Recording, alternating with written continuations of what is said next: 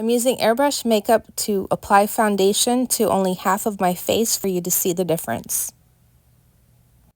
You only usually need about 3 to 5 drops for coverage because Airbrush Makeup applies more evenly and is more highly pigmented.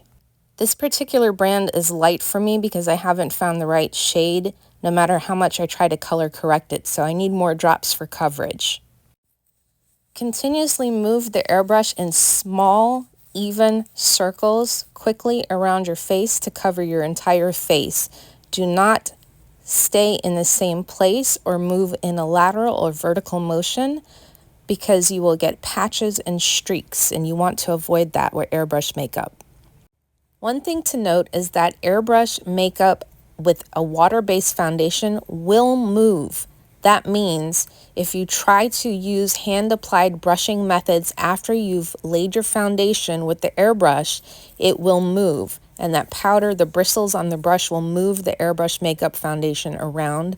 So you want to make sure that the brand that you're using also has blush and other shades that you can use as eyeshadow, blush, highlight, and contour so that you're not moving with a bristled brush.